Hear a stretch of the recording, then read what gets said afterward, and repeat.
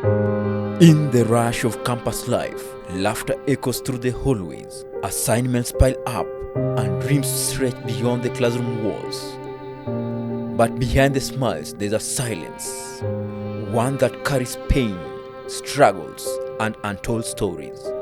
This is In Silence, a journey into the hidden battles that college students face every single day. For some, the struggle is physical.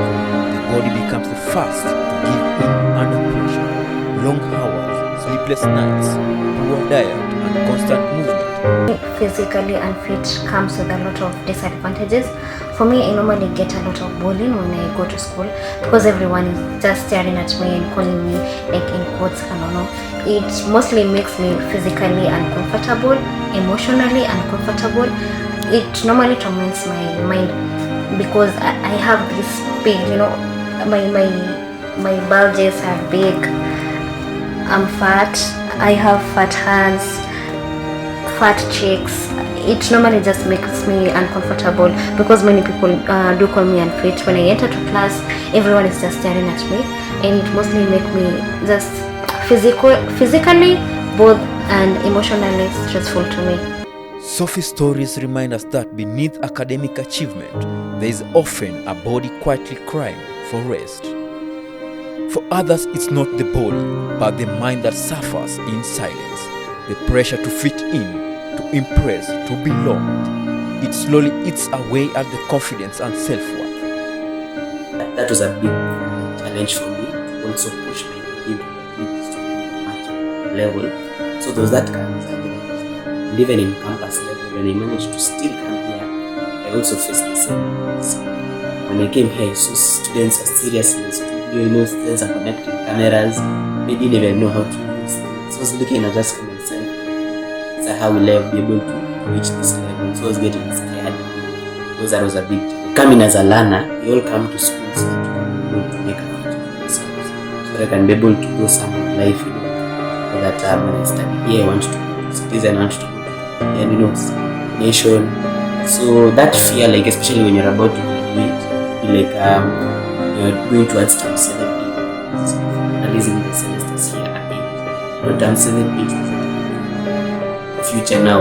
They're able to secure a future. They're able to go where I want to go. So you get really scared about the future. Yet some people even get sick as all manner of diseases just because of there's some instances where you find individuals have been made to where you find that it is very hard to socialize.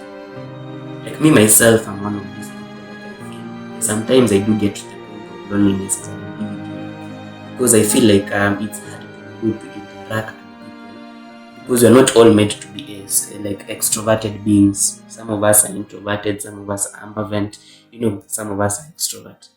So for me, I'm quite ambivert, which means that it depends on the setting. If the setting requires me to be an extrovert, I'll be an extrovert. If the setting requires me to be an introvert, I'll be an introvert. And when I take my introvert side, then I experience the loneliness because it may be difficult to make friends, So I'm stuck in that point where I'm craving that connection with other people, yet I've not been able to, get that connection. So that context now I'll become lonely, and even loneliness can also cause you to go to another thing which I'll highlight later accordingly. A journey's silence speaks for many, those who wear confidence on the outside but question their worth inside. Then there are those whose minds can't focus, not because they don't care, but because their battles are heavier than their books. My name is Antanga and I'm mentally challenged, and this has greatly affected me on the side of concentration, thus making me to get low grades in class, and also it has made me to lose focus. That's like I'm not able to concentrate enough in class, and also sadness. Sometimes I feel lonely and stuff. And struggles remind us that failure is not always about effort. Sometimes it's about unseen distractions. And in a world where love blooms easily, relationships too can break more than hearts. They can break focus, trust, and stability. And recently, I've faced a breakup, and it has affected me so much in my studies, in my social life, my relationships with other friends, because I'm emotionally stressed.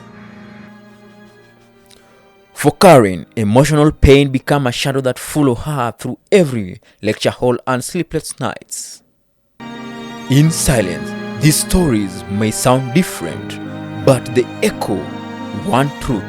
Every student carries a battle unseen, yet through awareness, friendship, and compassion, healing begins, because no one deserves to suffer in silence.